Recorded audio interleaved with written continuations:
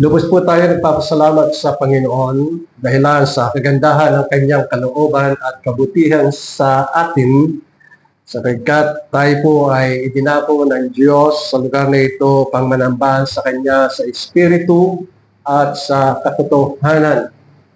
Ang Diyos ay Espiritu at tayo ay pinanganak sa Espiritu. O kaya nga nalaya tayong kapanambahan sa Diyos, sa Espiritu at gayon din sa katotohanan sapagkat ang Diyos ay katotohanan at sa pamagitan ng kanyang mga salita ay tayo'y pinagpapala upang lumago ang ating pagkakilala at pagkaunawa sa ating Ama na nasa langit sa pamagitan ng ating Panginoong Hesukristo.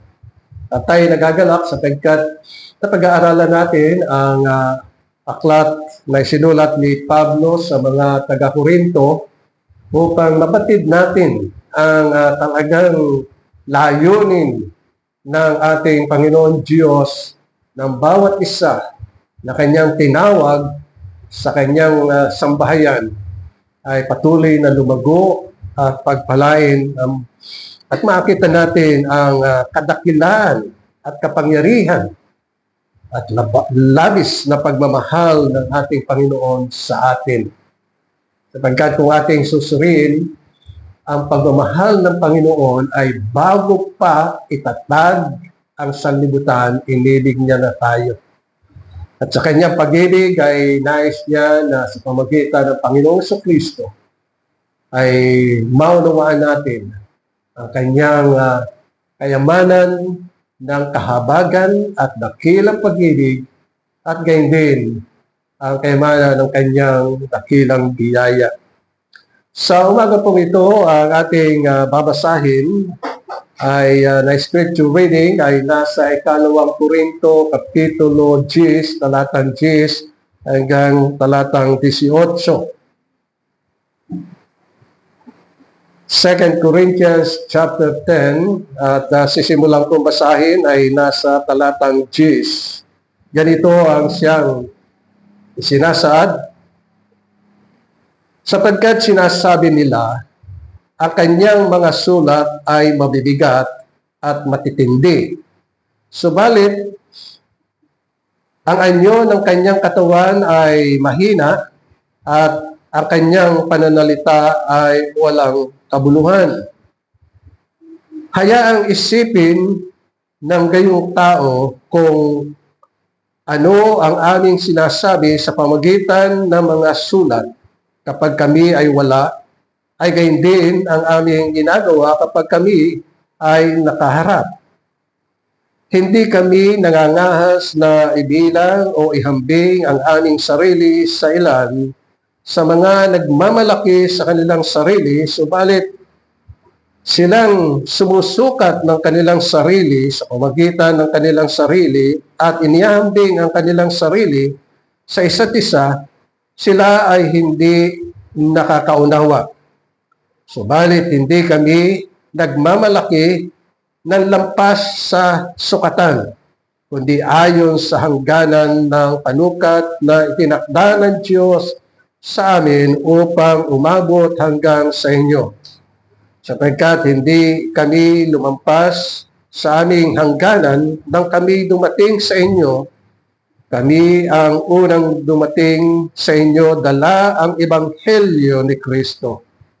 Hindi kami nagmamalaki ng lampas sa sukat, sa makatuwid ay sa pinagpaguran ng iba, subalit ang aming pag-asa ay habang ang inyong pananampalataya ay lumalago, ang aming saklaw sa inyo ay lumawak nawa, upang aming maipangaral ang ebanghelyo sa mga lupain sa dako paroon ng lupain ninyo, na hindi nagmamalaki sa mga gawang natapos na sa nasasakupang ng iba.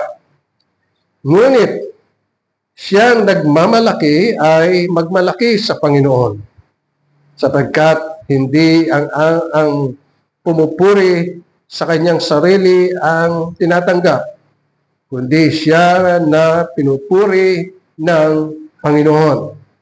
Hanggang dito lamang po ang pagbasa natin sa banal na kasulatan.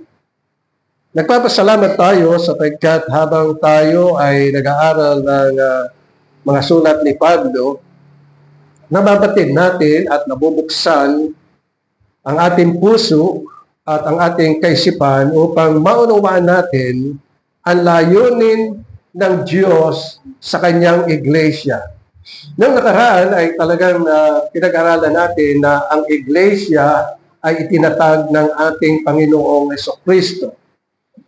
Pag sinabi natin iglesia, ito ay kalipunan ng mga mananampalataya. Ibig sabihin, yung mga nagtitiwala sa Panginoong Jesucristo. Sapagkat ang Panginoong Jesucristo ang siyang tagapagligtas at namamagitan sa bawat isa na pinili ng Diyos, hinirang ng Diyos. O kaya nga kinakailangan na maunawaan natin yung pagkatatag ng ating Panginoong Jesucristo sa iglesia.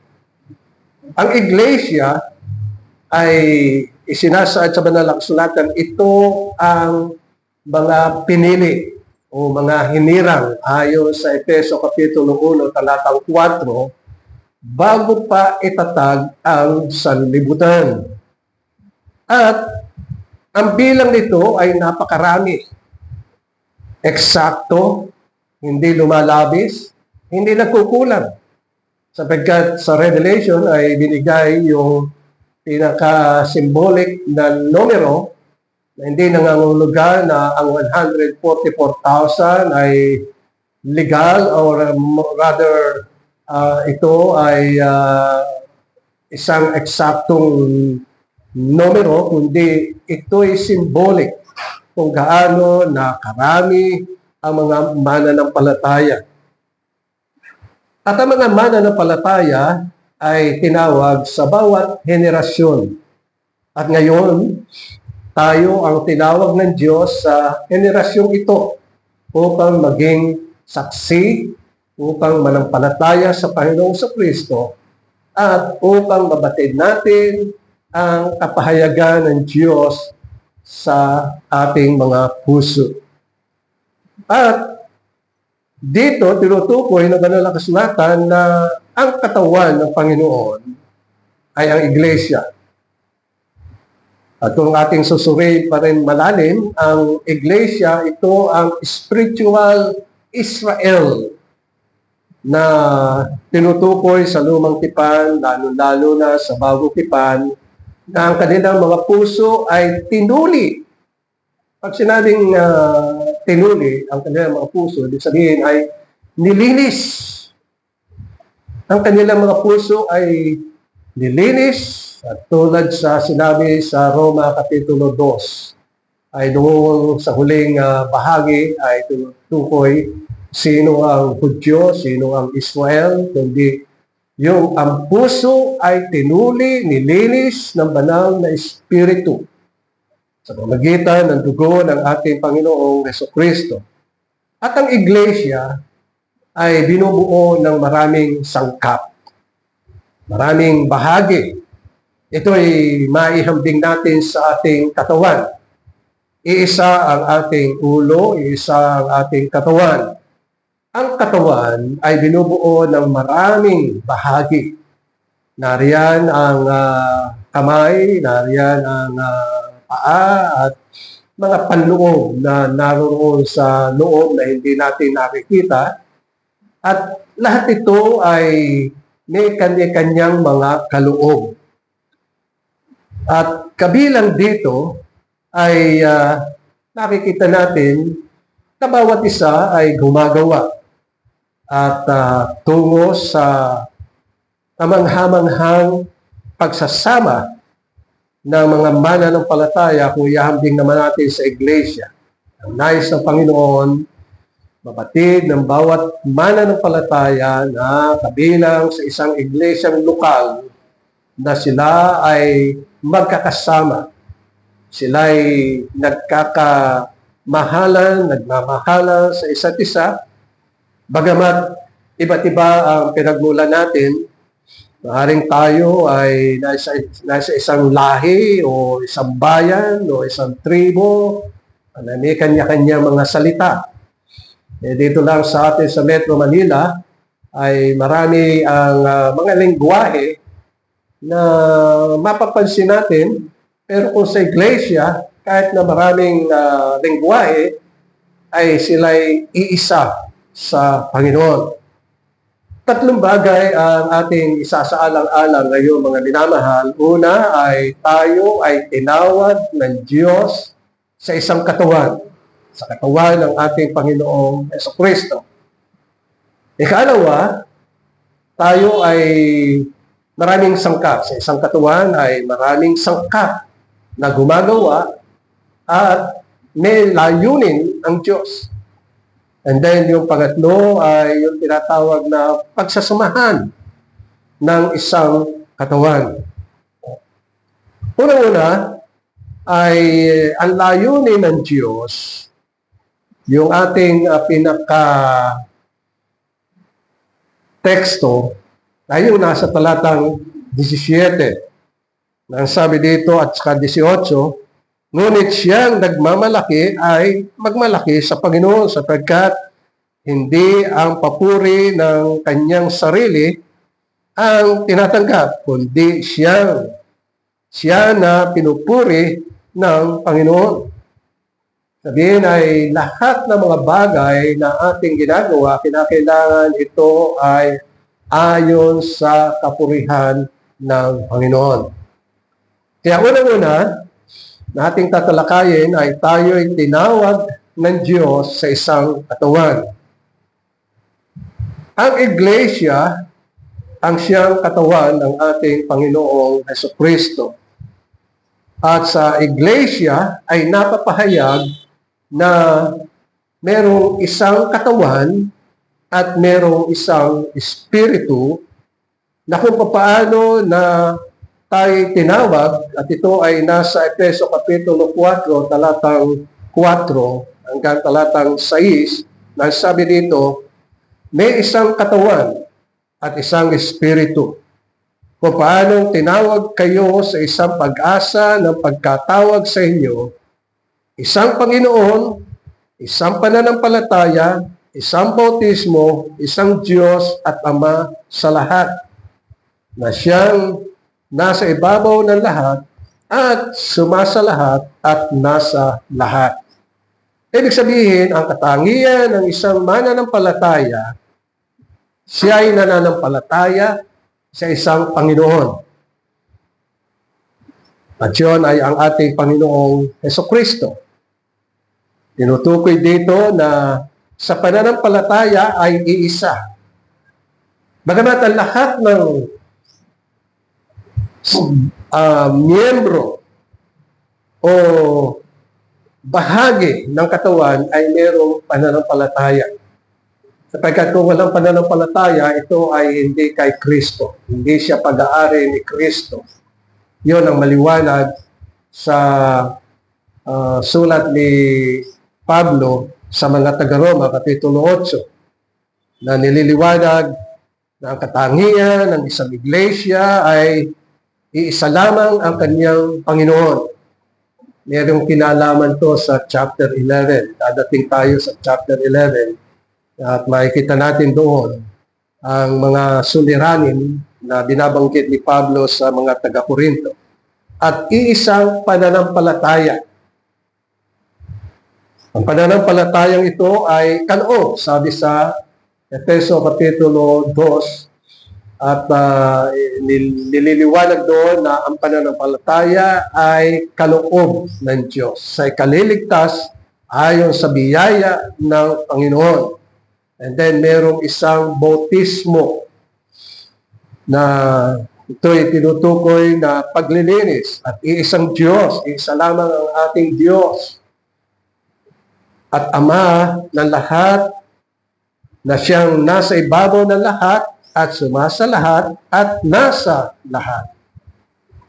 Kaya pinahayag dito, ang una ay itong mga iglesia, paano ito nabuo? Kung ating pag-aaralan ang Efeso Kapitulo 1, doon ay isinaad ng Panginoon ang tungkol sa kanyang pagbuo ng iglesia. At sabi sa Kapitulo 1, talatang 4, nang sabi dito, ayon sa pagkapili niya sa atin bago itinatag ang sanlibutan. Ibig sabihin, ang Diyos sa walang hanggan ay meron siyang panukala. Ang panukala niya ay pumili. At ang lahat ng kanyang mga pinili ay pinili niya bago pa itatag ang sanlibutan. O kaya nga nililinaw dito na ang mga pinili niya na layunin ay upang maging mga banal at walang dungis sa harapan niya sa pag-ibig. At sila ay mga kinukop ng Diyos bilang mga anak sa pamamagitan ng Panginoong Jesucristo. Yung pagkapili na tinutukoy dito ay malalim ang ibig sabihin. Sapagkat ang sabi ng ating Panginoong Jesucristo, ang ipinanganak sa Espiritu ay Espiritu. Kinakailangan sila ay ipinanganak sa Espiritu ng Diyos. At ang kanilang lugar na kapanganakan ay ang lungsod ng Sion. At yun ay maliwanag dito sa mga awit na sinasabi na ang mga ipinanganak sa lungsod ng Sion, sila ang magmamana ng lungsod na yun. O kaya nga kamangha-mangha na maunawaan natin ang mga bagay na ito, sapagkat pag ang isang tao ay pinanganak sa Espiritu, siyempre kinakailangan ay merong lugar. Para maunawaan natin, lahat tayo ay ipinanganak. Pinanganak tayo dito sa lupa. Merong lugar na ating magiging pamumuhay. Ngunit yung mga ipinanganak sa Espiritu, meron din lugar. At yun ang lungsod ng Sion. Kaya makikita natin mga minamahal na merong pagbabago, sapagkat yon ang nililiwanag ng Panginoon sa Genesis Kapitulo 3, talatang 15.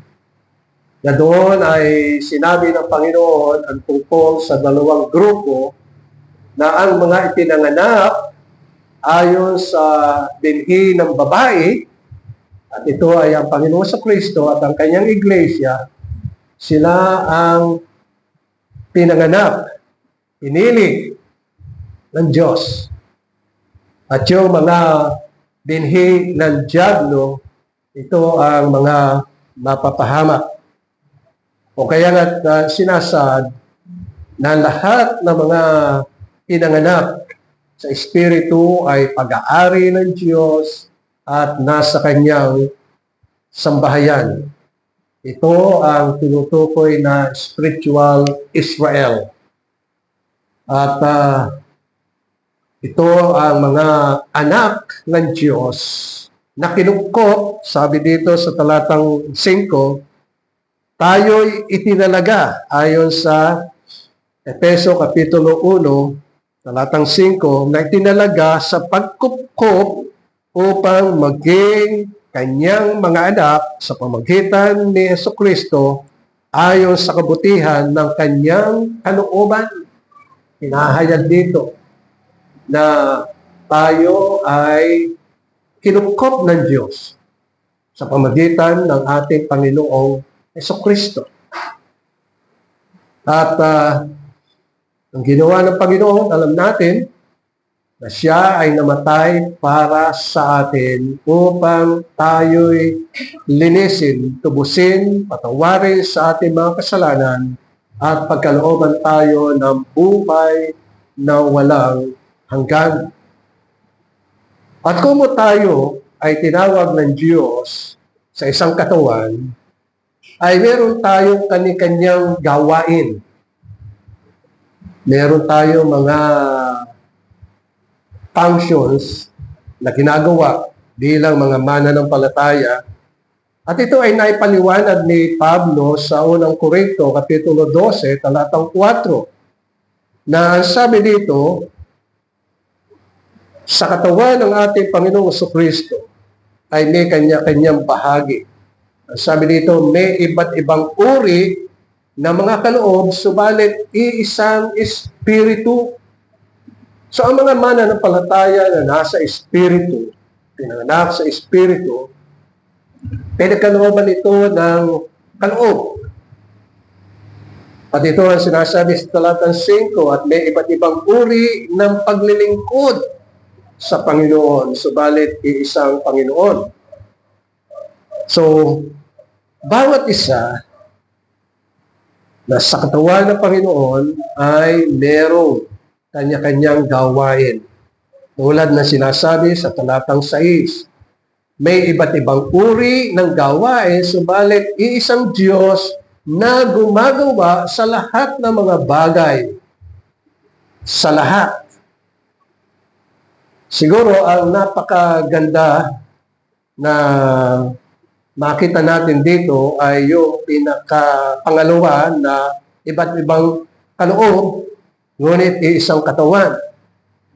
Sapagkat ang katawan ng Panginoon ay iisa, pero merong kani-kanyang gawain. Para lalo natin maunawaan ay ganyan ang ating katawan. Meron tayong isang katawan, ngunit maraming sangkap. Halimbawa, katulad ng mga daliri natin. Iba-iba ang hugis. Iba-iba, hindi sila nagkakapare-pareho, magkakaiba. Iba-iba ang laki, iba-iba ang taba, iba-iba ang hugis. Iba-iba. Pero, pagdating sa gawain, sila'y nagkakasama-sama. Halimbawa, kumuha kayo ng walis. Yung walis, isang bunbon. Yung walis tingting, isang bunbon yun. Kinakailangan ay nagwawalas kayo ng isang bunbon. Hindi pwedeng magwalis ng isa lang. Nakapagwalis na pa kayo ng iisa. Ang hirap yata nun. Pero kinakailangan marami. Isang bunbon. Lalagyan nyo ng tali. At pag hahawakan nyo ang walis, hindi pwedeng hawakan nyo ng isang kamay, isang daliri. Kinakailangan hawakan nyo ng lahat. Ibig sabihin, yung kaloob ng Diyos sa katawan, kinakailangan ay nagkakasama-sama para igawa. Kaya hahawakan yung walis, at pagkatapos hahawakan ng kamay, at iwawalis. Magagawa ng mga daliri ang mga bagay na yun. At kung kinakailangan ng tulong, pwedeng tumulong ang kabila. Para lalo, kasi kung minsan napapagod na yung kanan, yung kaliwa naman ang kinakailangan. Minsan ganun, papalit-palit tayo. Pero ang layunin ay magkasama-sama at magkatulong-tulong. Lagi nating tatandaan, ganyan sa iglesia, sa mga mananampalataya. Sa isang lokal na iglesia, ay may mga iba't ibang bahagi na nagkakasama-sama, bawat isa sa kanila ay importante. Hindi pwedeng tatamad-tamad kasi, halimbawa, hawak mo yung tinatawag na walis. Hindi pwede yung hinlalaki ay ayaw tumulong. Ay paano mo mahahawakan yun kung wala yung hinlalaki? O isang daliri. Lahat ay kinakailangan sama-sama at tumutulong. May kanya-kanyang pagtulong. Bagamat iba't iba ang kanilang halaga. Pero lahat ay importante, lahat ay unique ang kanilang pagkakalapat-lapat sa isa't isa. Ganyan din sa loob ng ating katawan. Alam nyo, pag kayo'y napasakop sa pagsusuri ng ating dugo, lahat ng bagay ay ginagawa. Kasi titingnan yung daloy ng dugo nyo, tapos yung bang mga kidney, o dalawa yung kidney nyo, at saka liver, o atay. Merong tao na wala ng atay, naoperahan na. Tapos ay, hindi, yung ano pala, abdo pala, sorry. Abdo. Kung minsan wala ng abdo. So, yung mga bagay na yun ay nakikita natin, pero nasa kalooban ng Panginoon. So, ang mga iba't iba ay tumutulong. Mga tayo tumutulong para sa katawan. Ang mga bituka ay tumutulong para sa katawan. Ang mga kamay, ang mga paa, tumutulong na ano ang layunin? Ang layunin ay para sa ikalalago ng bawat bahagi ng katawan. Yun ang tulong. Yun ang pinakakaloob na isinasa. Ikalawa ay para sa kalakasan, sa strength. Kaya nga mag-ingat tayo sa mga pagkain natin. Hindi sobra, hindi kulang. Yung sapat lang para sa kalulusog at ikalalakas natin. Sapagkat pag sumobra naman, wala na. Higala lang tayo, hindi na makakilos kasi sumobra yung pagkain. So, nandun yung kailangan yung tiyan, nagsasabi, hop, busog na ako. Hop, kulang. Ayun. Merong mga sinyales na nagsasabi. Pangatlo ay ito'y para sa ikalulusog ng bawat bahagi ng katawan. Ganyan din ang pagtulong sa isa't isa. Sa iglesia, kailangan din ang mga kaloob. Na dito ay tinutukoy ng banal na kasulatan at ito lang ay mga ilan sapagkat bawat mananampalataya ay ipinanganak sa Espiritu at ang banal na Espiritu ang siyang namamahagi ng mga kaloob. At ito ang sinabi ni Pablo sa unang Korinto Kapitulo 12, talatang 7, ang sabi dito, subalit sa bawat isa, tinutukoy dito ay bawat miyembro ng iglesia na mga ipinanganak sa Espiritu at ang sabi dito, ibinigay ang paghahayag ng Espiritu upang pakinabangan ng lahat. Ibig sabihin, ang banal na Espiritu ang siyang nag-distribute ng gifts sa mga mananampalataya ayon sa kanyang kalooban, ayon sa kanyang ninanais. At sabi sa talatang 8, sa isa ay binigay sa pamamagitan ng Espiritu ang salita ng karunungan.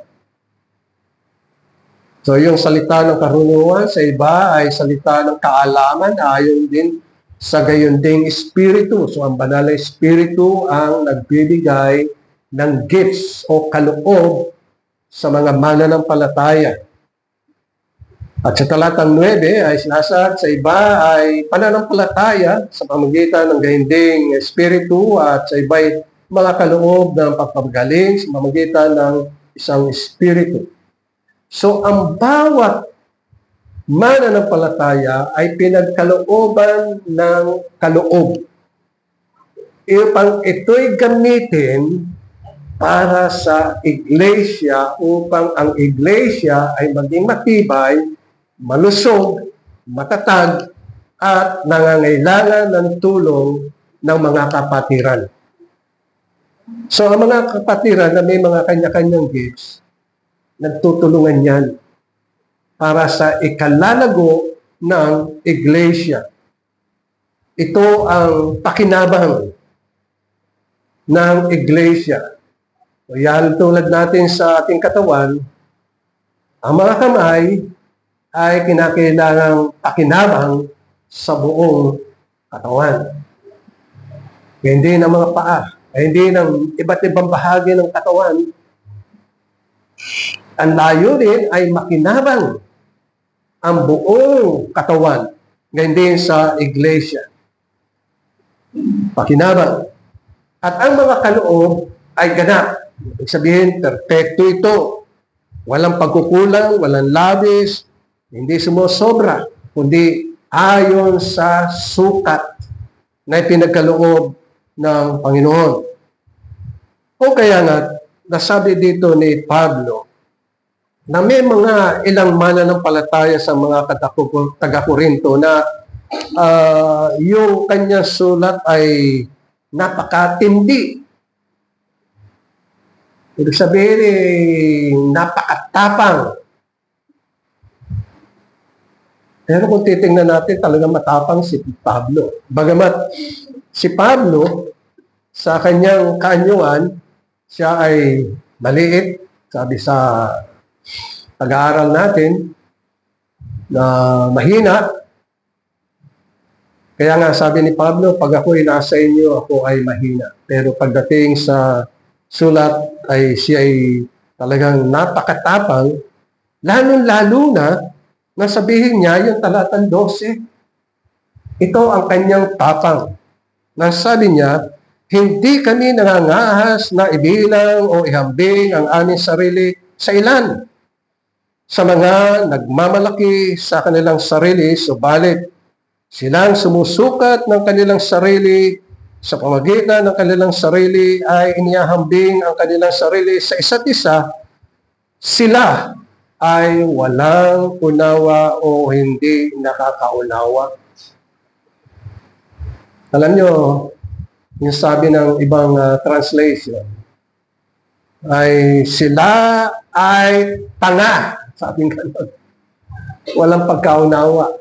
Yan ang ibig sabihin. Napakabigat ang salita pag sinabing yung mga nagsusukat ng kanyang sarili. Kasi makikita natin ito sa lipunan. Sinusukat-sukat nila. Sasabihin nila, mahirap yan kasi walang bahay, o walang sasakyan, o walang gamit. Mahirap yan. Ang hindi naintindihan ng marami, ang Diyos ang siyang nagkakaloob ayon sa sukat. Naalala nyo yung talinghaga ng isang lalaki ay binigyan ng 5 talento at yung isa ay 2 at yung isa ay 1. So, nang magsulit sila, nagdoble yung talento ng 5. Yung 2, ang talento ay nagdoble. Pero yung isa, wala. Ang ginawa niya, ibinaon niya sa lupa at naghanok-kip-kip ng gano'n. Wala siyang ginawa. Kaya sabi ng Panginoon, ikaw ay mangmang. So, ibig sabihin, dito ay tinutukoy ng banal na kasulatan na hindi nararapat na tayo ay magsukatan. Alam nyo, pag sa Facebook, ang dami na nagsusukatan. Pero minsan, hindi maganda ang bunga ng panonood sa Facebook. Ang daming mga negatibo na sinasaan. Kung merong kulang, yung ibang bahagi ang makapagpupuno. Kaya naindun yung tinatawag na tulungan. Kanina, ginamit natin ang daliri natin. So, sa paghawak ng walis, kailangan buo, may tulungan. Tulong. Sapagkat yun ang itinakda at panukala ng Diyos. At hindi sila pwedeng magsukatan sapagkat kilala natin ito maiksi, ito malaki-laki, ito mahaba. Yung iba ay hindi pantay-pantay talaga eh. Pero hindi dapat na sila'y nagsusukatan. Ang sabi sa banal na kasulatan, ang Diyos ang siyang nag-distribute, nagkaloob ayon sa sukat. Pati nga pananampalataya eh.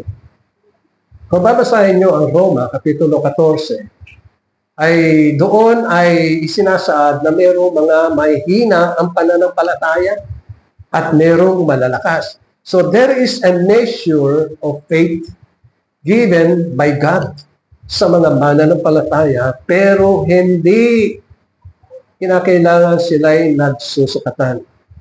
So anong gagawin? Ang sabi sa chapter 15 ng Romans, yung malalakas ang pananampalataya, pakitunguhan niyo mabuti ang mahihina. Alalayan ninyo ang mga mahihina.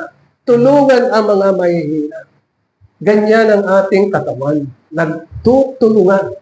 So ang iglesia ay ganyan din na meron silang kanya-kanyang limit, sukat, at hindi dapat magsukatan. Nabanggit nito ni Pablo. Yung unang-unang sulat pa lang ni Pablo sa mga taga-Korinto, Kapitulo 1. Yung sabi niya, meron kayong pagkakabahabahagi. Kasi yung iba, ako ay kay Apollo, ako ay kay Cephas, ako ay kay Pablo, ako kay Kristo. Kaya sabi ng Panginoon, sabi ni Pablo, bakit ang katawan ba ni Kristo ay naahati? Hindi. Bawat isa ay may kanya-kanyang tungkulin. Ang isa ay nangangaral, ang isa ay nagdidilig, ang isa ay nagbubungkal, ang isa ay tumutulong. Bawat isa ay may kanya-kanyang tungkulin. O kaya nga, medyo malakas at very strong ang sinabi dito ni Pablo dito sa talatang 12 na hindi kami nangangahas, ibilang o ihambing ang aming sarili sa ilan na nagmamalaki sa kanilang sarili, subalit silang sumusukat ng kanilang sarili sa pamagitan ng kanilang sarili at ihambing ang kanilang sarili sa isa't isa, sila ay tanga.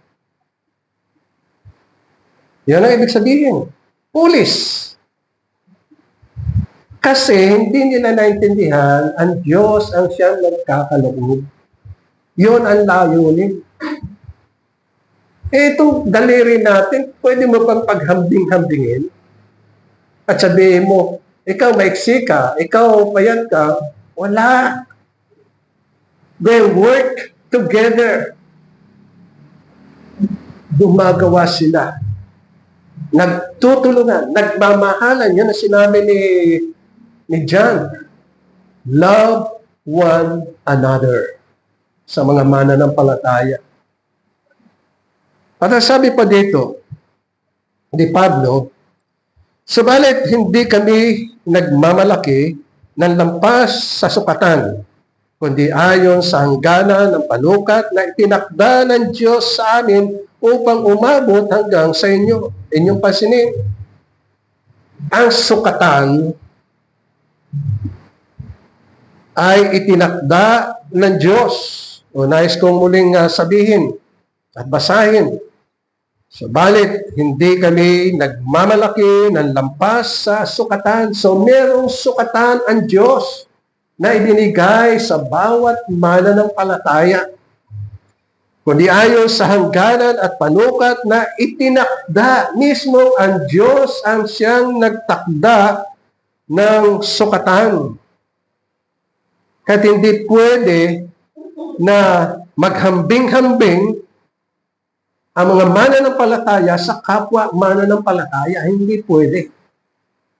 Pagkat meron kayong mga tinanggap na kaloob ayon sa sukat, ayon sa pamantayan na ibinigay ng Diyos, ayon sa itinakda ng Diyos. Kaya sabi dito ni Pablo, sapagkat hindi kami lumampas sa aming hangganan, nang kami ay dumating sa inyo, kami ang unang dumating sa inyo, dala ang ebanghelyo ni Kristo. Kasi ang problema dito sa mga taga-Korinto ay Hindi nila nasasala ang mga dumadalo. Ibig sabihin ay ang kanilang pagtanggap ay mayroong mga hindi nananampalataya. Kasi ang problema dito sa mga taga-Korinto, may mga Hudyo. Katulad ng Galacia, na nagalit si Pablo sapagkat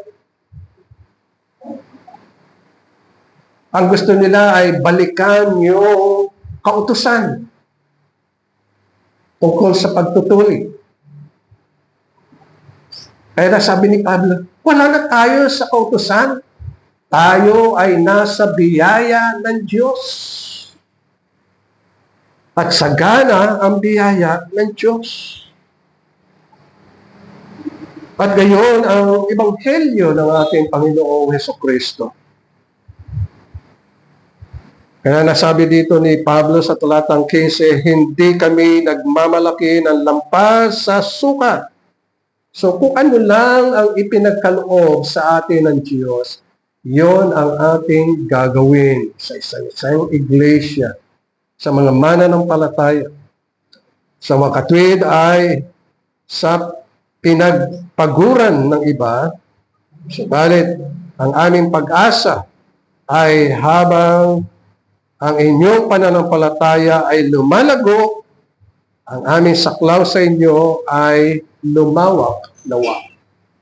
So, ibig sabihin, ang pananampalataya nila ang siyang ninanais na lumago sa Panginoon.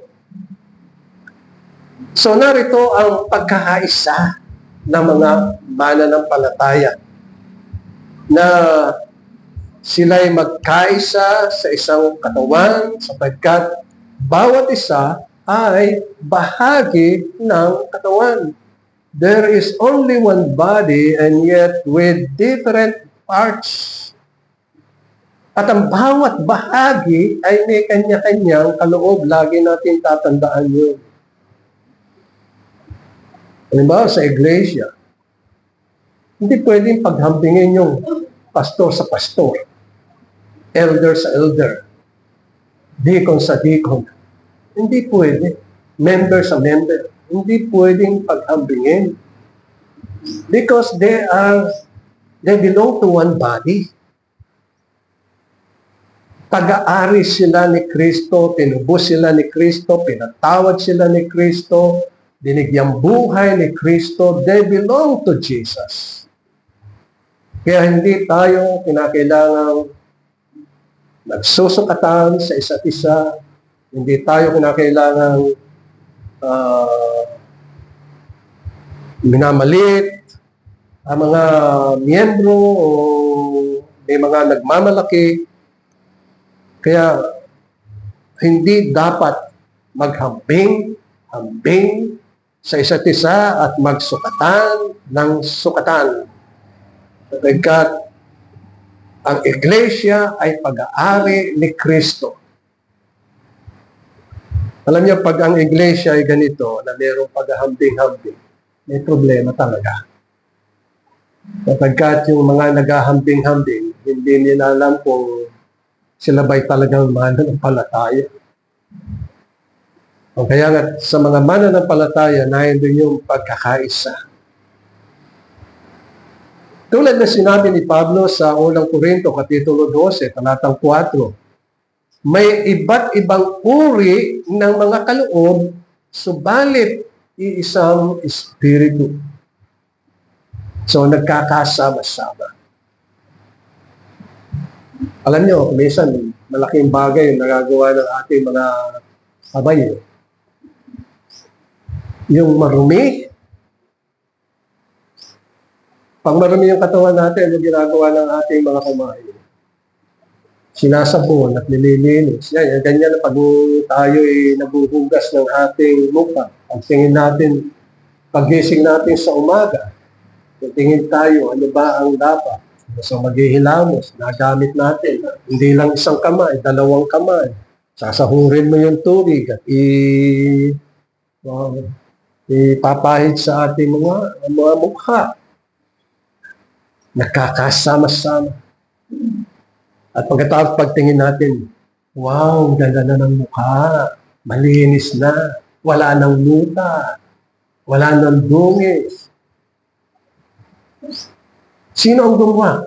Ang kamay. Pero, ano ang kalwalatian? The glory ng katawan. Kaya pag tumulong ang isang bahagi ng katawan, ito'y para sa kapurihan, kabutihan, kagandahan ng katawan. Kaya yung ikay magbuhugas ng iyong kamay, maghihilamos ka, tapos titignan mo yung mukha mo, maliwalas, tapos lagyan ng sabon at malinis. Hindi mukha ang gumawa nun. Kamay. Tulong galing sa ibang bahagi ng katawan. Kaya nga pag yung makati yung likod, ano ginagawa ng kamay? Hahanapin ng kamay sa inyong makati. Pipilit-pilitin na kamutin. Kailangan kamutin. Makati. So, kailangan ng tulong ng kapwa, mananampalataya. So, pag may karamdaman ng isa, ipanalangin natin. Tulungan natin. Ngayon, may social media tayo. Pwede natin sabihin, kamusta na? Ano nangyari? Yun ang ating magagawa. Tayo ay magpalakas sa isa't isa. Sapagkat, ang sabi dito sa talatang 5 ng unang Korinto, kapitulo